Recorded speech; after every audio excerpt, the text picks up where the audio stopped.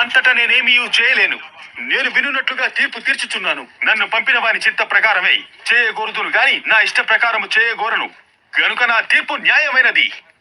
నన్ను గూర్చి నేను సాక్ష్యము చెప్పుకునే ఎడల సాక్ష్యము సత్యము కాదు. నన్ను గూర్చి సాక్ష్యం ఇచ్చు వేరొకడు గలడు. ఆయన నన్ను గూర్చి ఇచ్చు సాక్ష్యము సత్యమని ఎరుగుదును.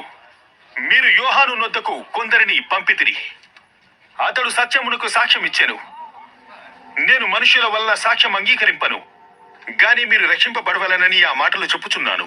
అతను మండుతూ ప్రకాశించుచున్న దీపమై ఉండెను. మీరు అతని వెలుగులో ఉండి కొంతకాలము ఆనందించుటకు ఇష్టపడితిరి. అయితే యోహాను సాక్ష్యము కంటే నాకెక్కువ సాక్ష్యము కలదు. అదేమనినా నేను నెరవేర్చుటకు తండ్రి ఏ క్రియలను నాకు ఇచ్చి ఉన్నాడు. నేను చేయుచున్న ఆ క్రియలే తండ్రి నన్ను మరియు నన్ను పంపిన తండ్రియే నన్ను గూర్చి సాక్ష్యం ఇచ్చుచున్నాడు.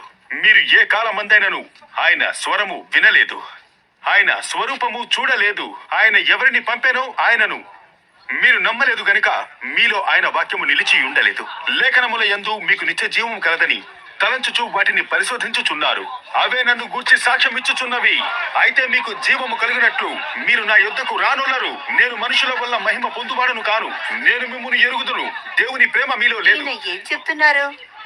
నేను నా తండ్రి నామమున వచ్చి ఉన్నాను. మీరు నన్ను అంగీకరింపరు. మరి ఒకడు తన నామమున వచ్చిన ఎడల వానిని అంగీకరింతురు. అద్వితీయ దేవుని వలన వచ్చు మెప్పును కోరక ఒకని వలన ఒకడు మెప్పు పొందుతున్నా.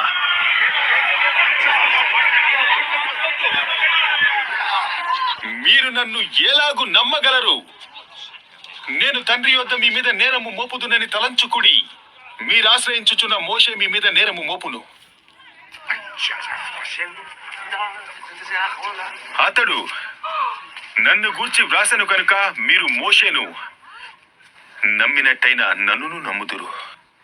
మీరతని లేఖనములను నమ్మని ఎడల నా మాటలు ఎలాగు నమ్ముదురు?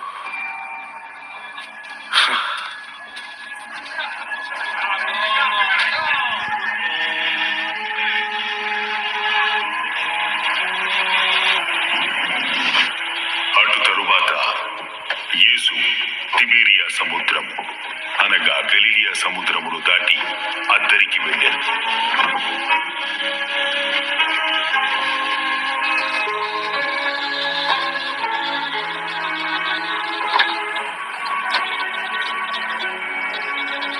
రోగుల ఎడల ఆయన చేసిన సూచక క్రియలను చూచి బహుజనులు ఆయనను వెంబడించిరి.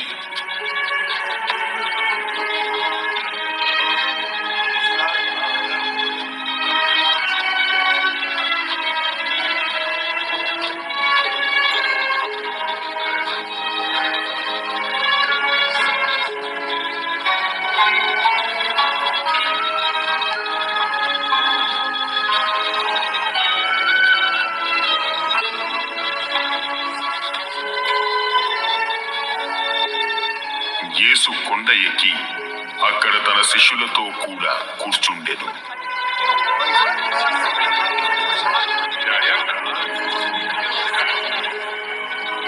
అప్పుడు పస్కా అను యూదుల పండుగ సమీపించెను. కాబట్టి యేసు కన్నులెత్తి బహుజనులు తన యుద్ధకు వచ్చుట చూచి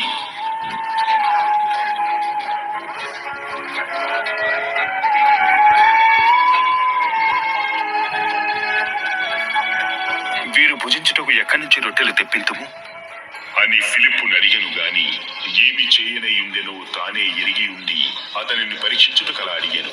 వారిలో